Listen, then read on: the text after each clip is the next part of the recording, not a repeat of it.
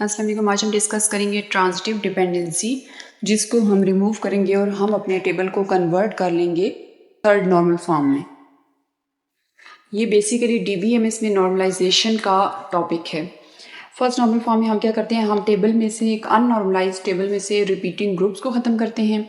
Second normal form में हम table में से पार्शियल डिपेंडेंसी को रिमूव करते हैं और थर्ड नॉर्मल फॉर्म में टेबल को कन्वर्ट करने के लिए उसमें से ट्रांजिटिव डिपेंडेंसी को रिमूव किया जाता है। ट्रांजिटिव डिपेंडेंसी की डेफिनेशन अगर हम देखें, transitive dependency exist if a non की attribute depends on any other non की एट्रीब्यूट। यानी प्राइमरी की पे जो है वो सारे नॉन के एट्रीब्यूट डिपेंड नहीं करेंगे, बल्कि कुछ एट्रीब्यूट्स उसमें ऐसे होंगे टेबल में जो कि डिपेंड कर रहे होंगे किसी दूसरे नॉन की एट्रीब्यूट पे। तो हम कह सकते हैं कि टेबल के अंदर ट्रांजिटिव डिपेंडेंसी एग्जिस्ट करती है। अगर हम इसकी एग्जांपल देखें, हमारे पास यहाँ पे एक सेल्स का रिलेशन है जिसके अंदर एट्रीब्यूट्स हैं customer ID, name, salesman and region. Customer ID पे डिपेंड कर रहा है नेम। 10, 20, 30, 40, 50, 60 हमारे पास कस्टमर आईडी हैं जो कि यूनिक हैं और इनको हमने प्राइमरी की कह दिया है क्योंकि ये अंडरलाइन है रिलेशन के अंदर। देन अगर हम नेम देखें तो ये रिपीटिंग हो सकते हैं। अगर हम सेल्समैन देखें, ये भी सेम नेम के एग्जिस्ट करते हैं। अगर हम रीजन देखें तो साउथ 2 टाइम्स है, इसी तरह वेस्ट 2 टाइम्स है, तो ये वैल्यूज़ रिपीट हो रही हैं। सो इस टेबल के अंदर सिर्फ कस्टमर आईडी एक ऐसा कॉलम है जो कि यूनिक वैल्यू पे एग्जिस्ट करता है, इसलिए हमने इसको कह दिया कि ये प्राइमरी की है। अब कस्टमर आईडी पे डिपेंड कर रहा है नेम और salesman Ahmad south, Bashir west, then again Ahmad south, then Khalid east, Bashir west. अब बशीर 2 दफ़ा है, अहमद 2 दफ़ा है। तो रीजन बेसिकली डिपेंड कर रहा है सेल्समैन पे जो कि एक नॉन की एट्रीब्यूट है, और सेल्समैन खुद डिपेंड कर रहा है कस्टमर आईडी पे। डिपेंडेंसीज इन द रिलेशन अगर हम देखें यहाँ पे, तो कस्टमर आईडी जो है जो कि प्राइमरी की है उस पर डिपेंड कर रहा है नेम और सेल्समैन, और सेल्समैन जो कि एक नॉन की एट्रीब्यूट है उस पर डिपेंड कर रहा है region. Relation is in second normal form because the primary key consist of single attribute. हमारे पास जो टेबल है वो प्राइमरी की के पार्ट्स पे डिपेंड नहीं कर रहा, बल्कि प्राइमरी की पे जो कि एक सिंगल एट्रीब्यूट है उस पर डिपेंड कर रही हैं चीज़ें। सो हम कह सकते हैं कि हमारा टेबल सेकंड नॉर्मल फॉर्म तक कन्वर्टेड है। और transitive dependency exist in the relation region is functionally dependent on salesman and salesman is functionally dependent on customer ID. Region is transitively dependent on customer ID, यानी region directly जो है वो customer ID पे depend नहीं कर रहा, बल्कि reason जो है वो डिपेंड कर रहा है सेल्समैन पे, और सेल्समैन जो है फिर डिपेंड कर रहा है कस्टमर आईडी पे। सो हम कह सकते हैं कि रीजन ट्रांजिटिवली डिपेंड कर रहा है कस्टमर आईडी पे। अगर हम कहते हैं कि टेबल में ट्रांजिटिव डिपेंडेंसी एग्जिस्ट करती है तो फिर यहाँ पे किस तरह की प्रॉब्लम्स अगर हो सकती हैं। यहाँ पे बेसिकली 3 टाइप्स की प्रॉब्लम अगर कर सकती है। एक होती है इंसर्शन एनॉमली, देन है deletion anomaly, and third one is modification anomaly. Insertion anomaly में क्या होगा कि अगर हम नया सेल्समैन ऐड करते हैं या नया रीजन ऐड करते हैं तो उस केस में क्या होगा, हमें कस्टमर आईडी भी इंटर करना पड़ेगा।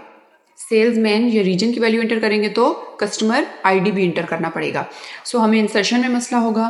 डिलीशन एनॉमली क्या कहती है कि अगर हम कोई कस्टमर आईडी लाइक 40 को डिलीट करते हैं तो उससे रिलेटेड जो सेल्समैन और रीजन होगा वो भी हमें ख़त्म करना पड़ेगा। सो ये यहाँ पे होगी डिलीशन एनॉमली।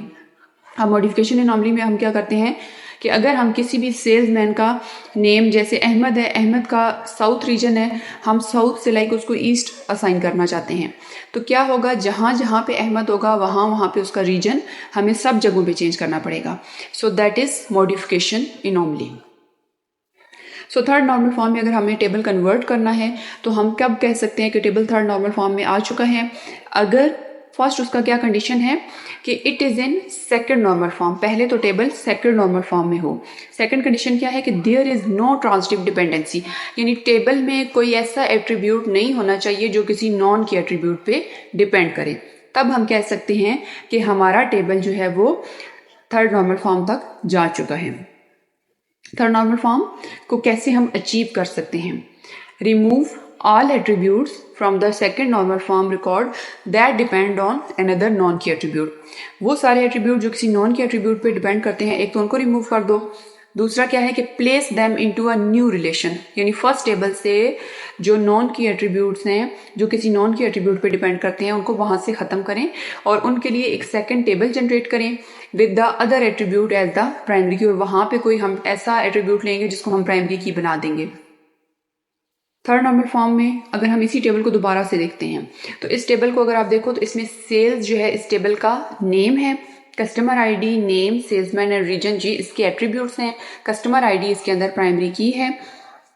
कस्टमर आईडी पे डिपेंड कर रहा है name and salesman, and name पे सेल्समैन पे फंक्शनली जो है वो डिपेंड कर रहा है रीजन, और सेल्समैन प्राइमरी की नहीं है, वो एक नॉन की एट्रीब्यूट है। सो अब हम देखते हैं कि इस टेबल में हमारे पास क्या प्रॉब्लम आई कि सेल्समैन पे रीजन जो है वो क्यों डिपेंड कर रहा है, क्योंकि सेल्समैन यूनिकली जो है वो रीजन की वैल्यूज नहीं निकाल सकता, सेल्समैन खुद नॉन की एट्रीब्यूट है। तो इसका सोल्यूशन हम देखते हैं। हमने सिंपली क्या करना है, हमने create separate tables for each dependency. Sales का हम एक टेबल बना देंगे और एक हम सेल्समैन का टेबल बना देंगे। अब सेल्स के टेबल में क्या एट्रीब्यूट्स हैं, customer ID, name and salesman, और सेल्समैन का जो टेबल है उसमें सेल्समैन एंड रीजन मौजूद है। कस्टमर आईडी हमारे पास जैसे लाइक 10 है, एहसन है उसका नेम, एंड सेल्समैन जो है वो अहमद उसको असाइन हो गया, यानी 3 कॉलम्स हम उस टेबल के एज इट इज लिख देंगे फर्स्ट टेबल में सेल्स के रिलेशन में। सेकंड जो हमारा सेल्समैन का रिलेशन है वहां पे हम क्या करेंगे, हम सेल्समैन अहमद साउथ, ये 2 दफा उस टेबल में रिपीट हो रहा था ना फर्स्ट वाले में, तो हम इस वैल्यू को सिंगल टाइम लिख देंगे, Ahmad south, Bashir west, Khalid east and Munir north.